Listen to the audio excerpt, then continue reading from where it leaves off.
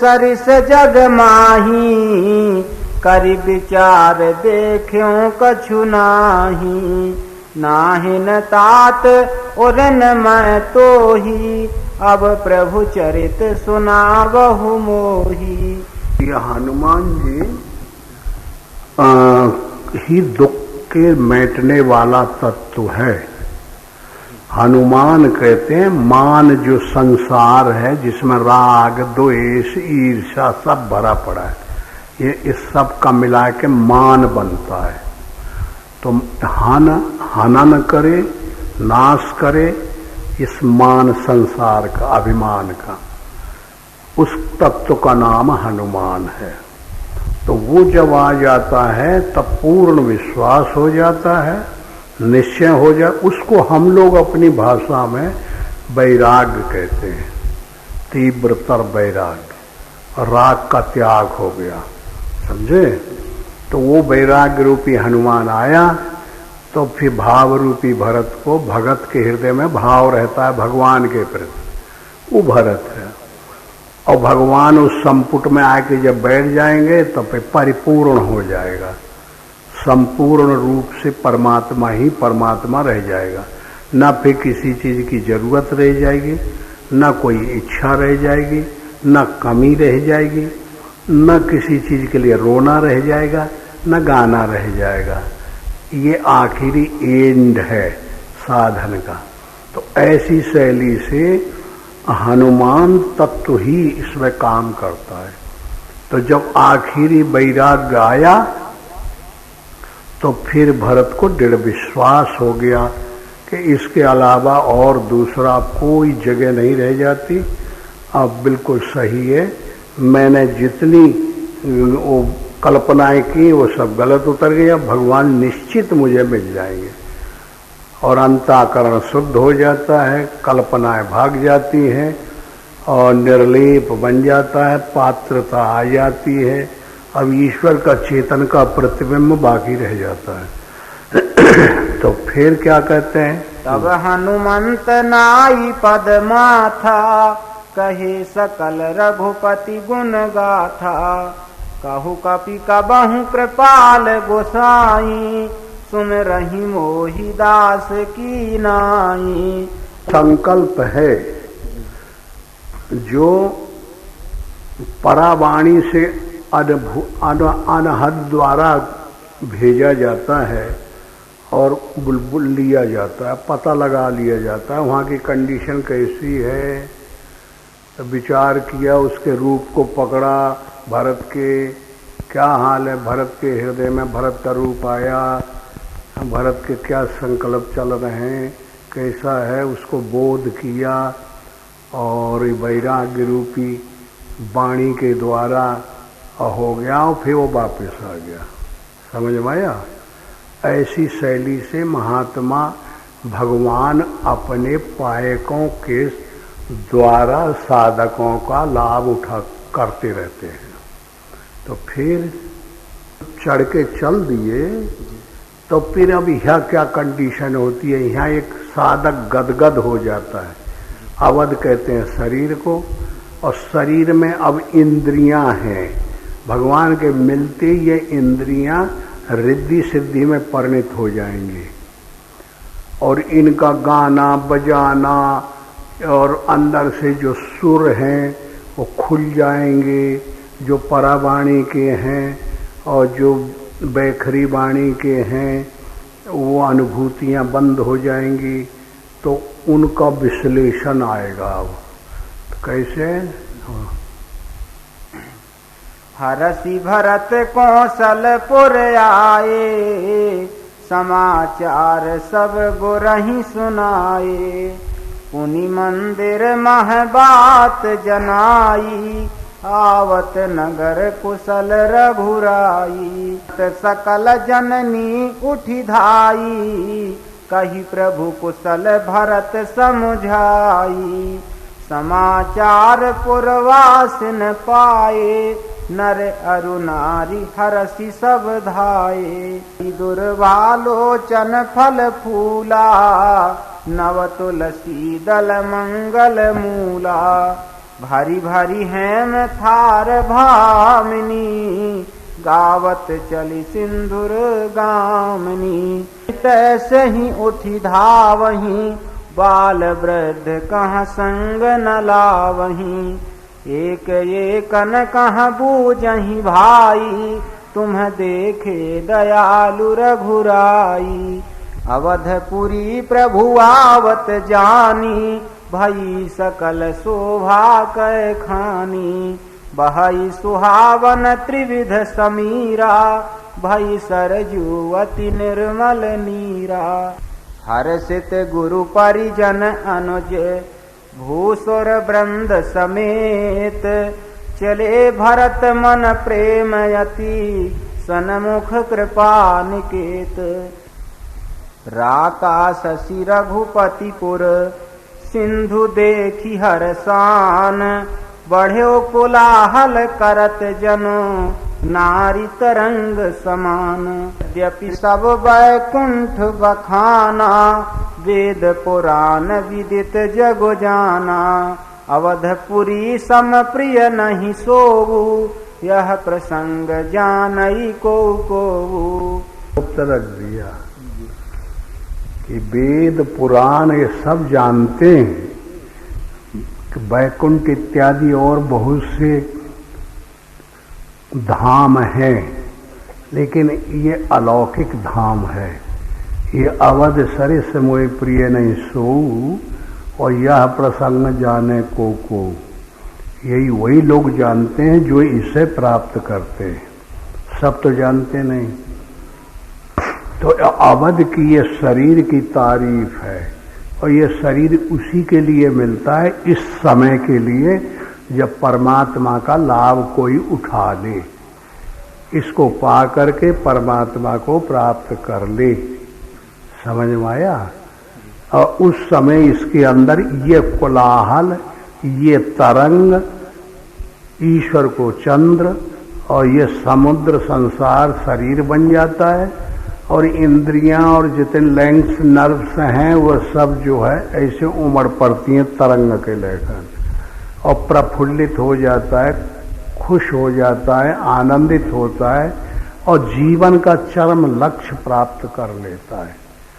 इससे अच्छा और अवध इस समय के सरिस और कोई धाम या समझने के लिए कोई पद या कोई और महत्व, कोई डिग्री नहीं है, ये कहा गया है इसको। हाँ, फिर जन्म भूमि मम पुरी सुहावनी, उत्तर दिशि वह सरजू पावनी। यहाँ मैं जन्म लेता हूँ। सब लोग, कपीस लोग, महाराजा विभीषण, सुग्रीव, अंगद, हनुमान, सब लोग सुनो, मैं यहाँ जन्म लेता हूँ। जन्म भूमि मम पुरी सुहावन।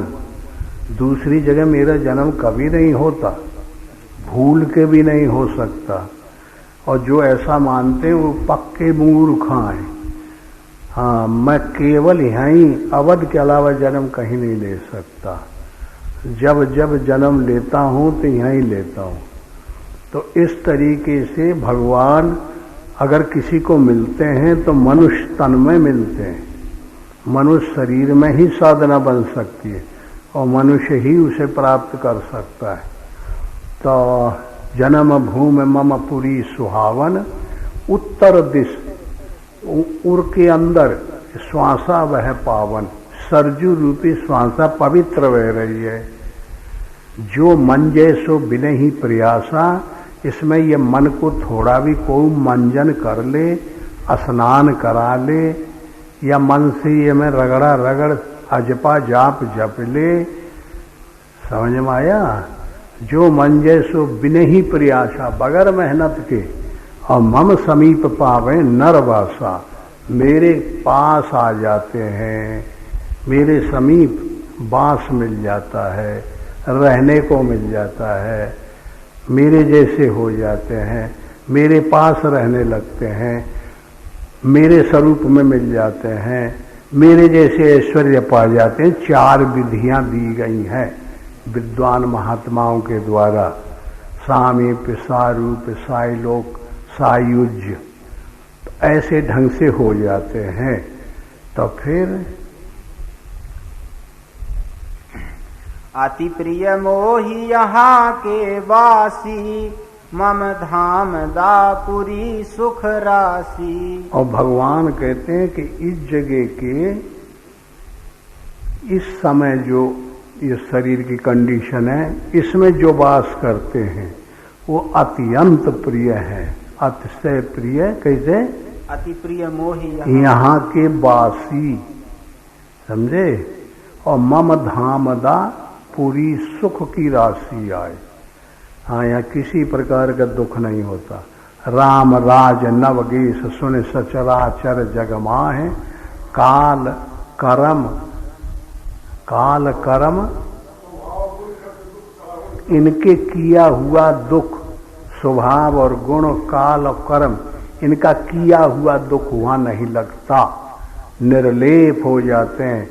ये करते करते थक जाएं, उनके ऊपर कोई असर नहीं होता। खाते हुए खाता नहीं, पीते हुए पीता नहीं, बोलते हुए बोलता नहीं। जैसे परमात्मा का रूप बन जाता है, सब में रहते हुए सबके धर्म और गुण धर्म से अलग हो जाता है, ऐसे ही वो भी हो जाता है। अति प्रिय मोहि यहाँ के वासी, मम धामदा पुरी सुख राशि। फिर हर से सब कपि सुनि प्रभु बानी, धन्य अवध जो राम बखानी। आए भरत संग सब लोगा, कृष तन श्री रघुबीर वियोगा। वाम देव वशिष्ठ मुनि नायक, देखे प्रभु मही धरि धनुषायक। भरे गुरु चरण सरोरुह, अनुज सहित अति पुलक तनोरुह। भेंटी कुशल बूझी मुनि राया, हमरे कुशल तुम्हारी है दाया। कल दो जन मिली नायऊ माथा, धर्म धुरंधर रघुकुल नाथा। गहे भरत पुनि प्रभु पद पंकज, नमत जिनहि सुर मुनि शंकर अज। परे भूमि नहीं उठत उठाए, वर करी कृपा सिंधु उर लाए। श्यामल गात रोम भय ठाड़े, नव राजीव नयन जल बाढ़े। राजीव लोचन स्रवत जल तन, ललित पुल कावली बनी। अति प्रेम हृदय लगाई, अनुजहि मिले प्रभु त्रिभुवन धनी। प्रभु मिलत अनुजहि सोह, मोपहि जाति नहीं उपमा कही। जन प्रेम अरु श्रृंगार तन धरी, मिले बर सुषमालही। होएगा चलागा। यहाँ महर्षि पतंजलि कहते हैं योगस्य चित्त वृत्ति निरोध। तो योग किसे कहते हैं कि चित्त की वृत्तियों को सर्वथा रुक जाना। तो ऐसी शैली से फिर ये लेकर के आते हैं, तो फिर अवधवासी मिलते हैं ये खुशी में, और साधना संपन्न होने पे वो इतनी बड़ी एनर्जी इकट्ठी कर लिए, महात्माओं के आशीर्वाद ले लिए, शक्ति ले लिए। अब ये काय के लिए ले लिए? अब इनसे अभी तो वो पूरा काम पड़ा हुआ है जो अंतःकरण में बैठे हैं, अभी तो उनसे छुआ ही नहीं गया। अभी तो हम इतना पीरियड में साधना में लगा रहा कि अभी तो हमें वो औजार चाहिए जिनसे लड़ना पड़ेगा, वो ताकत चाहिए, कितनी बड़ी लगेगी ताकत, ये सब तादाद बटोरने में लगे इतना टाइम बीत गया। अब जब समय आया कि अब साधना करना है, तो फिर देखिए ये भाव कहते हैं भरत को, और भव कहते हैं संसार को, और भगवान कहते हैं ईश्वर को। तो ये भा से बने, भगवान भी भा से बनता है, भरत भी, ये भव संसार भी भा से बना। समझे आया? तो अब उसका टाइम आ गया। अब जब मैं अंतःकरण में ये आया कि जब मेरे पास शक्ति हो गई तो बस अब 10 इंद्रियों से रहा नहीं जाता कि अब मेरा राम राजा हो जाए, सुप्रीम हो जाए, श्रेष्ठ हो जाए, फिर रहा जाता है। जब जे के पास जानकारी आ जाती तो वो धरा ऊंचाया नहीं रहता। वो बता ही डालता है अपनी योग्यता, हाँ, उसे रहना नहीं है। तो इस तरीके से फिर ये राज की तैयारी आ गई कि जब माई महात्मा के पास ताकत आ गई तो महंत बन जाओ, क्षमता आ जाए और फिर अब उपदेश किया जाए। अब यहाँ से थोड़ा मुड़ता है साधक, हाँ, उसका सदुपयोग तो था, एनर्जी तो इसलिए महात्मा लोग दिए थे विश्वामित्र गुरु रूप में, योग के रूप में, और कुंडलिनियाँ कुंभज के रूप में ये प्रदान किए थे कि इन्हें इन दुष्टनों को मारना है ना, अंदर बैठे हैं जो, उनके लिए तैयारी थी, उसके लिए भगवान का जन्म हुआ है। हाँ, क्योंकि प्रण था भगत भूमि में भूसुर सुरभि सुरहित लाग कृपाल करत चरित धर मनुज तन मिटे है जग जाल, तब ये मिटेंगे जग जाल। हाँ, तो लेकिन यहाँ जो है ये सामाजिक, व्यवहारिक और मान्यताएं ये बैठ देती और उस साधक की साधना को वहीं रोक के और ताकत की गर्मी ऊपर आ जाती है और उस काम में नहीं लग के नहीं पैट बदल के वहाँ की वहीं रुकना चाहती है। और ये बड़ा खतरनाक काम है। ये अगर ऐसा हुआ तो वो बर्बाद हुए बगैर नहीं रह सकते। तो इस तरीके से तो देखिए भाव भरत ने बहुत बड़ी ताकत लगाई। भगवान में हमारा भाव था और भाव की तरफ ले जाने वाला था, समझ में आया। तो हम साधक को तो भरत ने बचा लिया भाव ने, और भाव अपने आगे आ गया। उसको ये मैलाब और दुख और जिंदगी भर गलानी सहन करना पड़ा और साधक यहाँ बच जाता है और उसको जो है वन मिल जाता है, त्याग मिल जाता है। अब यहाँ त्याग की जरूरत। असक्कम परम साधु कुरूपम पतिव्रता, जो जिसको कोई कुछ देना नहीं चाहता वो कहता है कि हम त्यागी हैं, आज तक हमको किसी ने कुछ नहीं दिया ना हमने किसी को कुछ दिया, इसलिए हम परम त्यागी हैं। और जो स्त्री अगली है, कुरूप है, कोढ़िन है और जिसे कोई छूना भी नहीं चाहता है, वो कहती है कि हमसे आज तक कोई शपथ ग्रहण करा ले, हमने कभी परपुरुष से भेंट नहीं की, इसलिए हम पतिव्रता हैं। तो क्या है, अगर ये पतिव्रता डिग्री और त्याग की डिग्री अगर ऐसे यूज किया जाए तो क्या ये उचित है? उचित तो यह है कि जो सर्वसंपन्न स्त्री हो, सुंदरी हो, अच्छे हो, अवस्था ठीक हो, फिर वो परपुरुषों से बचे, वह न ठीक रही क्या पतिव्रता।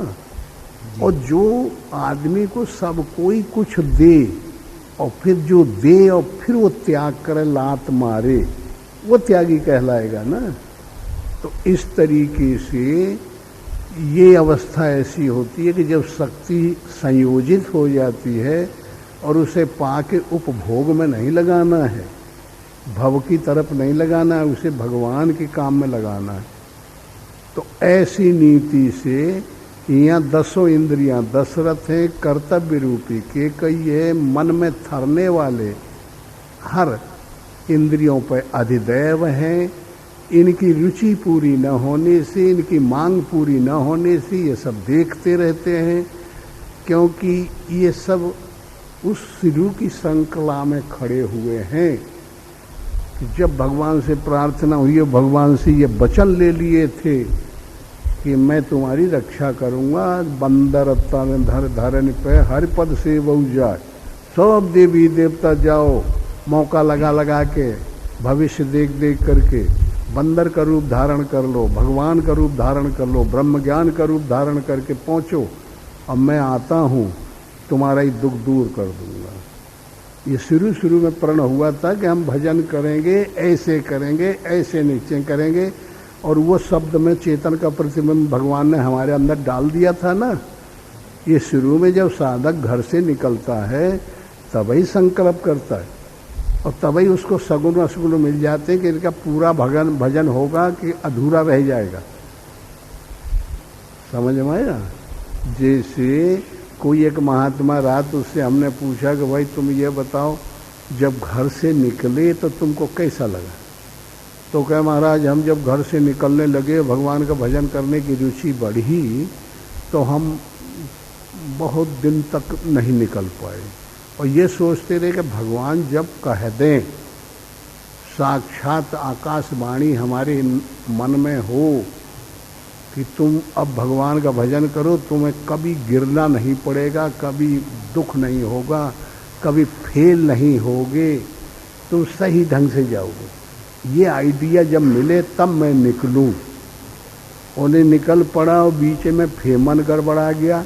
कोई ठिकाना है ये मन का?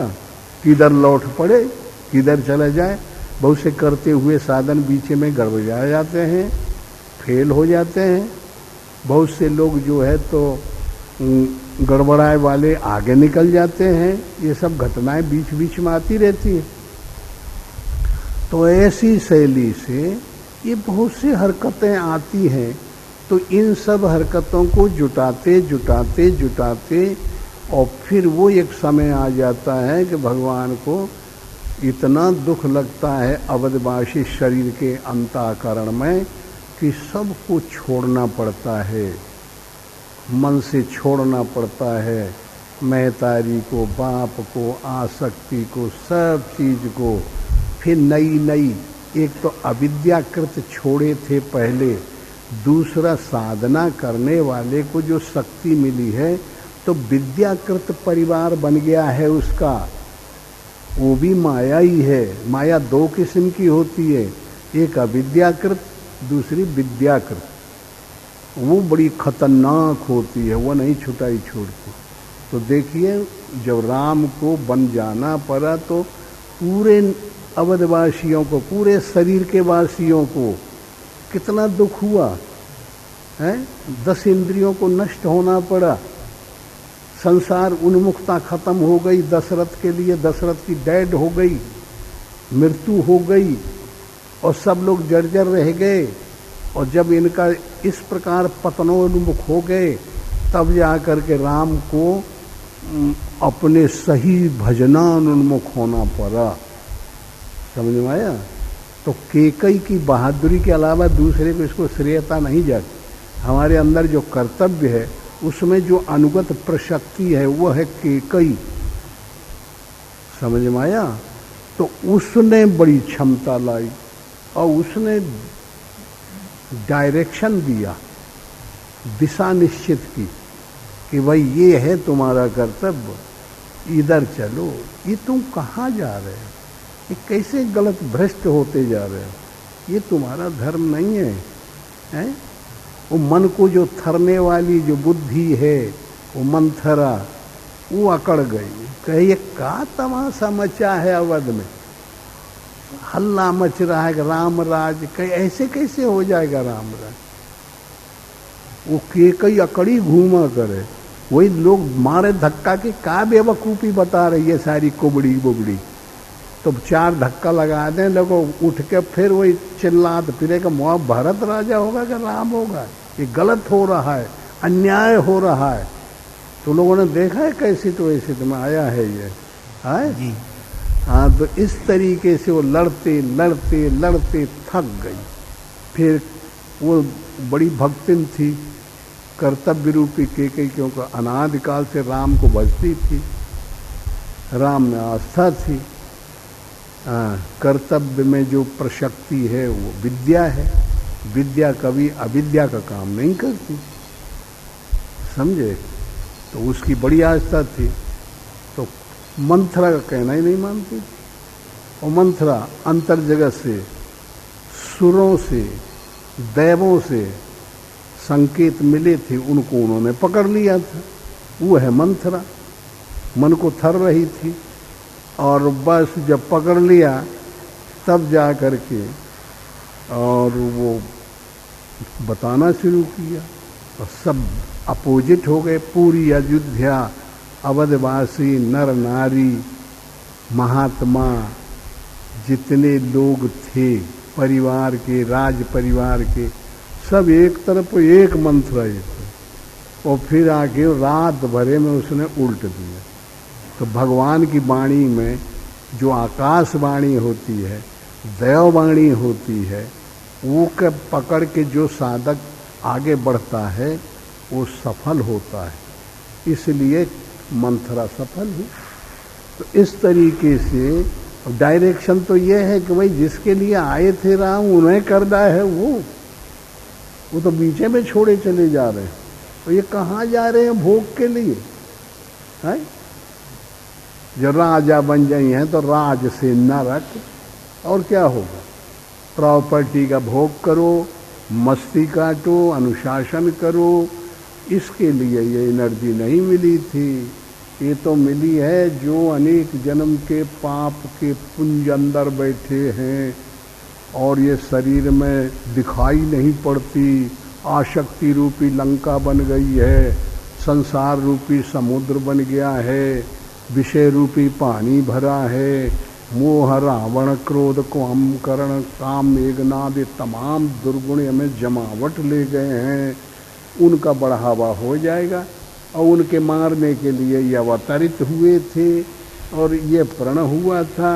वो सबको आतताई ये शरीर के अवयवों को नष्ट करने में लगे हुए हैं और उनका परमात्मा का यह धर्म है कि मर्यादा को रखना। सत्य पक्षधर है परमात्मा, इसलिए सत्य का स्थापना करना। और ये क्या है? ये तो ये का उपभोग करने जा रहा है। तो यहाँ भरत जो है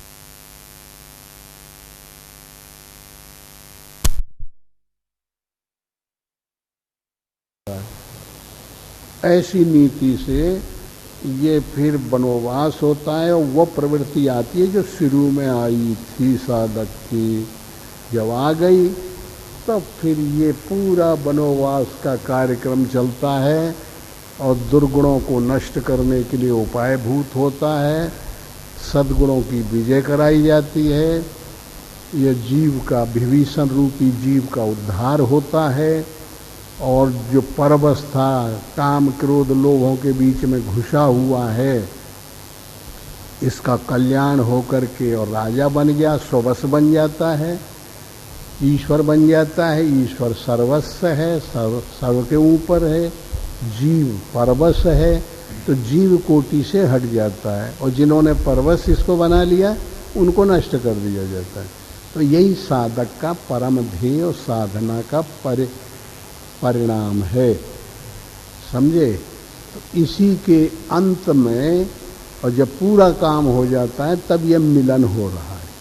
कहाँ कि जन समूह को राम ने देखा आते हुए तो विमान से बोले कि विमान भाई ऐसा करो कि अब तुम हम जमीन पर उतर जाओ और सबसे हम मिल लें। तो बस, क्योंकि पहले तो आकाश में विलीन हो जाता है ना साधक, पृथ्वी को छोड़ देता है तब न युद्ध रथ होते हैं।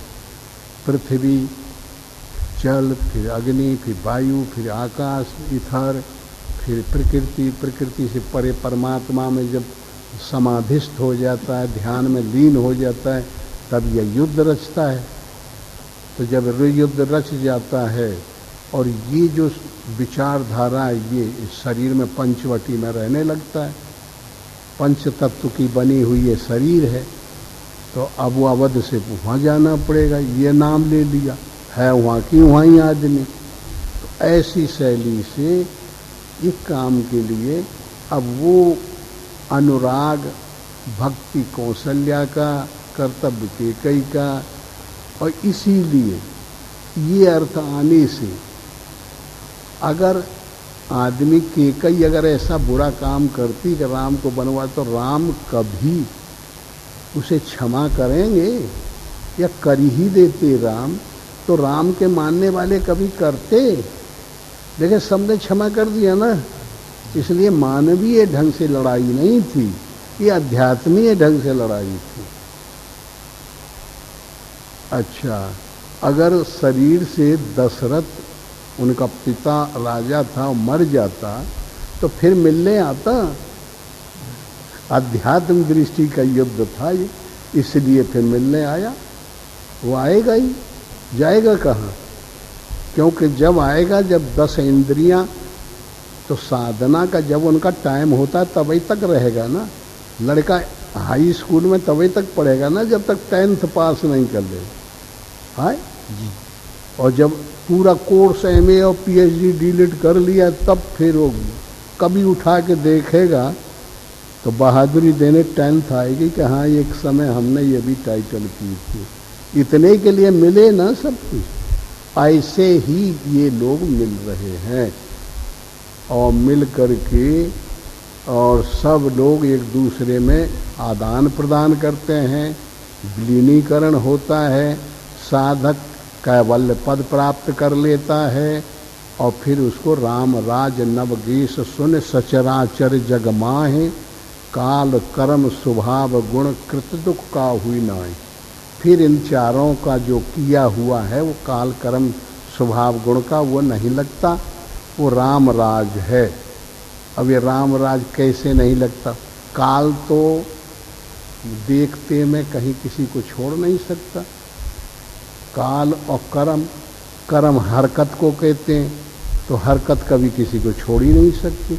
यहाँ तक कह दिया है कि बाली से जो लड़ने आता था उसका आधा बल आ जाता था, और बाली बलवान था ही, इसलिए बाली से कोई जीतेगा? बाली कहते हैं कर्म को, कर्म रूपी बाली है। तो बाली का तो गहनो कर्मणः गति, गीता वगैरह में सब में कहा गया है कि कर्म बड़ा क्लिष्ट होता है, कठिन है। तो बताइए ऐसा जो कर्म है वो का किया हुआ कोई निकाल सकता है? लेकिन नहीं, ऐसा परमात्मा बारीक है, माइलिकुल है, बहुत अंतर्मुख है कि ये सब कर्म भी वहाँ नहीं पहुँच पाते, काल भी नहीं पहुँच पाता, स्वभाव भी नहीं पहुँच पाता, गुण भी नहीं पहुँच पाते। तो फिर वो एक ऐसा स्तर हुआ कि चारों जहाँ ये न पहुँचेंगे तो वो हुआ आकाश निर्लेप, जहाँ कोई पदार्थ नहीं पहुँच पाया, काल का भेजा हुआ, हरकत का बनाने का ये कोई क्रिया वहाँ नहीं हो पाती, और स्वभाव की अनादिकाल से जो स्वभाव है प्रकृति, स्वभावो अध्यात्म उच्चते, वो भी नहीं काम करता, और गुण भी, तीनों गुणों की भी क्षमता नहीं है। तो ऐसा जहाँ इनकी क्रियाएं नहीं होती हैं उस स्वरूप का नाम है गुणातीत। राम रमन्ते योगो नो अस्मन रामः, जो सर्वत्र रम रहा है और निर्लेप है, ऐसा जो स्वरूप है, ऐसे ये अवध कहते हैं शरीर को। इसमें जितने लोग हैं उनसे भेंट करके उन्हें संतोषित करके आखिरी डिग्री दे रहे। समझ में आया? ऐसा भाव समझा जाए इसको, तब ये रामायण का रहस्य में जो तत्व है वो अपने को मिल सकता है और मिलेगा। अब भगवान तो निर्लेप हो गए।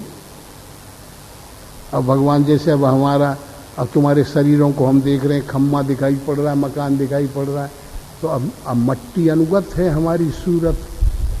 अब हम आकाश अनुगत हो जाए, अब हो गया, पदार्थ रहित हो गए। तो भगवान तो अपने रूप में हो खड़े हो गए, सबके पास रूप है ही है आकाशवत, सब में मिल लिए। इसीलिए तो ये हमने पूरा गढ़ंत बताया। तो ऐसी शैली से भगवान किसके पास नहीं है? स्पेस सबके पास है, शब्द सबके पास है। शब्द कहाँ से निकलता है? पोल से। पोल होगी तभी निकलेगा ना। आकाश से शब्द बनता है, तो सब के अंदर जो आवाज़ आ रही है, अंदर कोई चीज़ है, पोल है, आकाश है। तो ये जितने दिखाई सुनाई पड़ते हैं ये गोचर हैं। इनसे जब सब ये बर्फ रूपी ये पदार्थ गल गए तो बस वही निर्लेप आत्मा रह जाती है। बस वो रूप में सबके पास है, वही रूप में स्थित हो गए और सबको अंदर अंदर बोध कर दिए। ठीक है, तो ये एक जगह नहीं, कई जगह जब खरदूषण से युद्ध हुआ तभी राम ही राम बन गए रहे, एक दूसरे को मारे लगे तो वहाँ राक्षस अपने आप मर गए। ऐसे ही रावण के उस समय पे हुआ है, रावण ने भी ये कला की थी। ये समय समय पे सब समय आती है, कुछ बनावटी बातें हैं, कुछ सही बातें हैं। तो ये जो विजातीय वाले जो ये रावण की पलटन वाले जो ये कला दिखाते हैं वो माया भी है, और जो भगवान दिखाते हैं वो सही चीज़ है। भगवान उसे कहते हैं जो गुण और दुर्गुण दोनों से परे है, वो सही चीज़ है। और माया भी जो कलाबाजी दिखाते हैं वो अविद्याकृत है, इसलिए विद्याकृत न होने से वो असत्य ठहर जाता है। तो ऐसी शैली से भगवान अपने रूप में हो गए, तो इसलिए भगवान के रूप को जो जान जाता है वो भगवान के बंदर हैं। इसलिए बंदर सब जिंदे हो गए और राक्षस तो जानते नहीं है भगवान के रूप को, तो वो मर गए। ऐसी शैली से इसको समझना चाहिए। अच्छा पढ़ो। सब धाई निरखी बक्ष जनु धैनु लवाई, जनु धैनु बालक बक्ष तजि ग्रह चरण बन परवश गई, दिन अंत पुर रुख स्रवत थन हुंकार करी धावत भई, अति प्रेम प्रभु सब मातु भेंटी, बचन मृदु बहु विधि कहे, गई विषम विपति वियोग, भाव तिन्ह हरस सुख अगणित लहे, सब रघुपति मुख कमल बिलो कहीं, मंगल जानी नयन जल रो कहीं, कनक थार आरती उतारहीं, बार बार प्रभु गात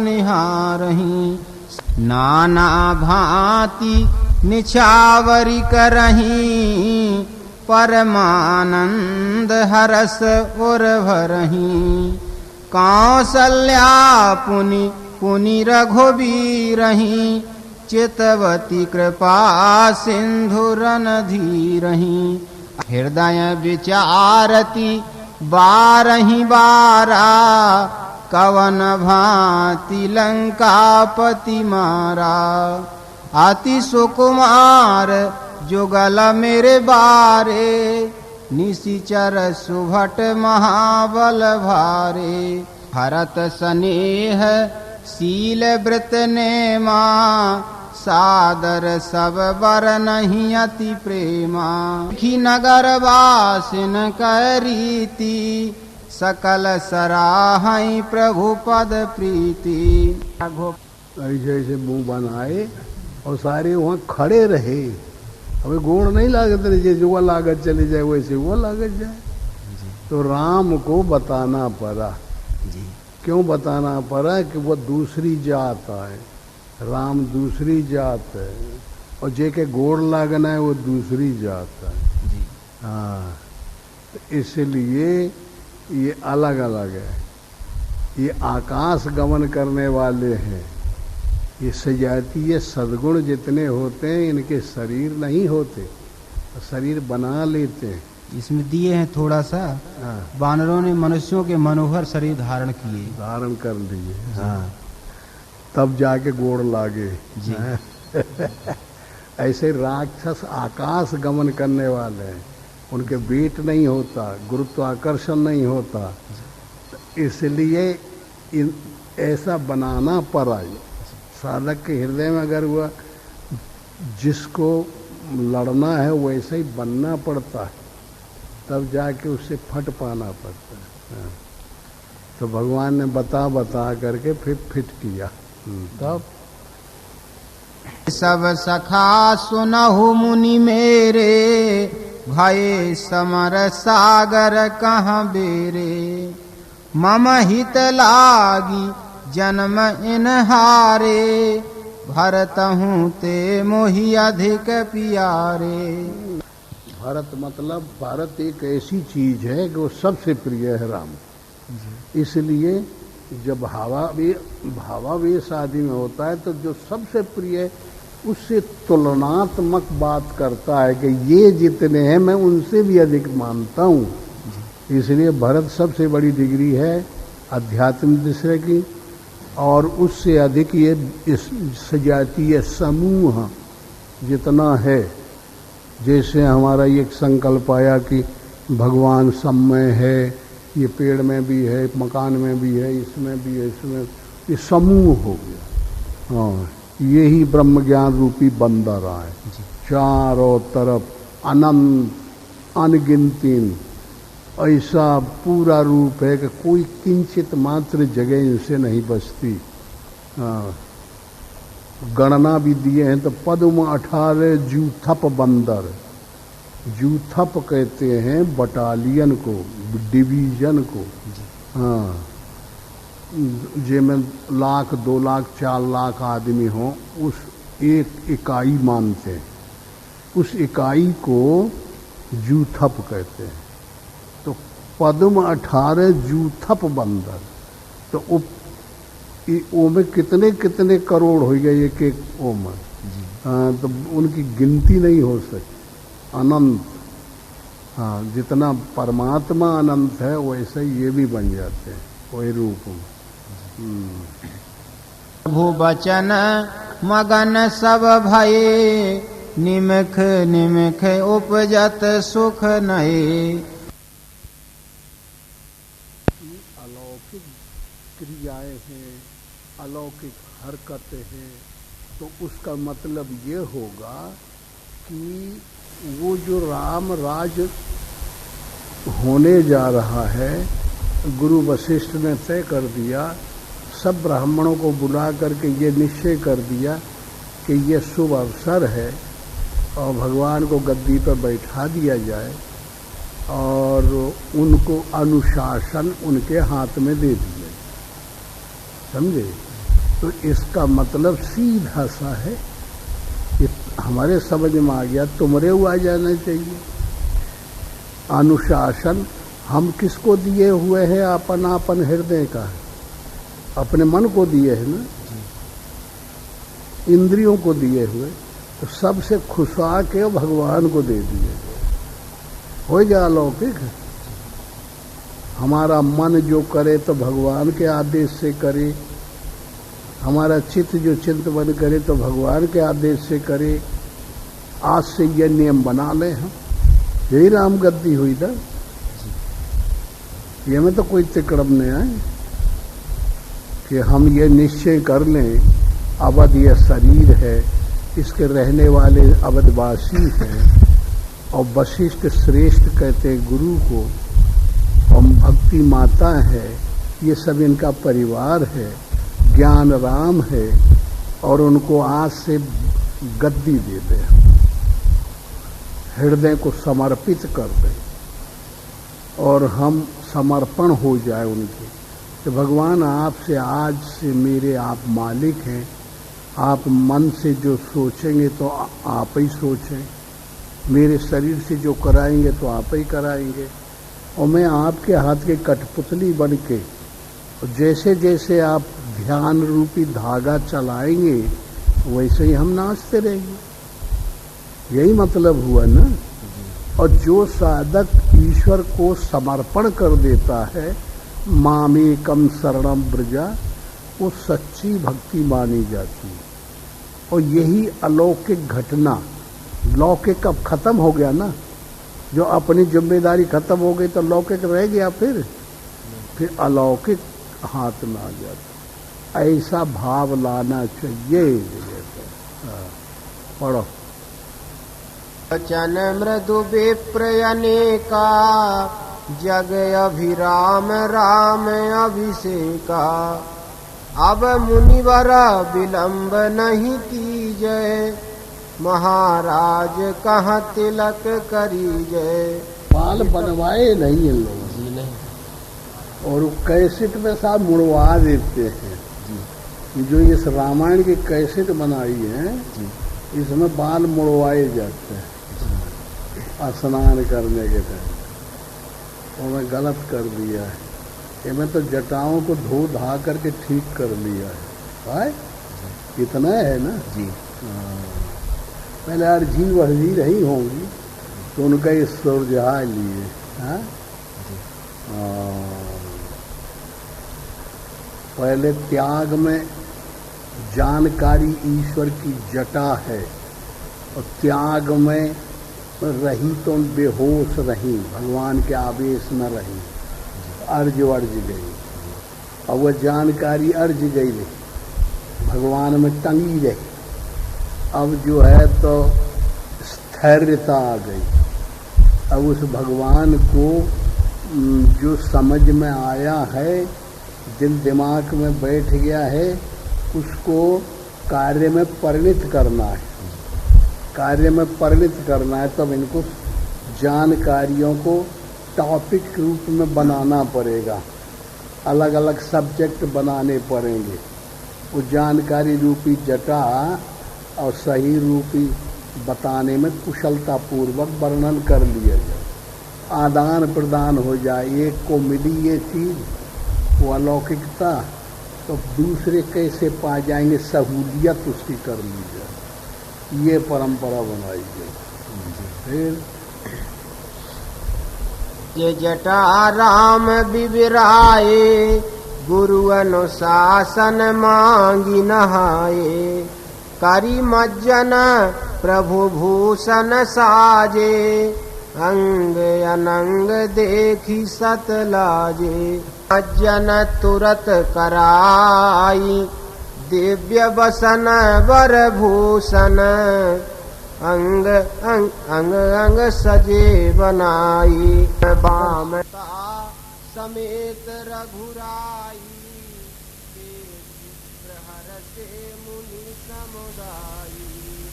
वेद मंत्र हमारा मतलब यह है कि रामायण जो है वो अलौकिक चीज, परमात्मा जैसे गुणातीत है, तीनों त्रिगुणमयी माया संसार है, तो संसार से अतिरिक्त अलग है और वो अनुभूतियों से प्राप्त तो समझने में आता है, वैचारिक ढंग से समझ में आता है। देखिए कैसे, जब हम अच्छी शैली पाएं और इसको मानस कर जाएं, मानस अर्थ कर। गोस्वामी जी ने तो रामायण का अर्थ सांसारिक दृष्टि से किया। राम को पैदा किए तो लड़का के रूप में किए, लड़का माता से पैदा होता है तो राम की माता भी कौशल्या बनाई गई, पिता से होता है तो पिता दशरथ बनाए गए। ऐसे से पूरा सांख्या ढांचा है ना। राजा या रंग को रहे होंगे घर के तो उनको राजा बना दिया गया है। तो हम ये चाहते हैं कि भगवान को क्लियर करके अलग कर लिया जाए, दूध और पानी का पानी हो जाए और दूध का दूध हो जाए, तब सही भक्ति की राह समझ में आ जाएगी ना। और जब अमसा खमस रही तो समझ में आएगा।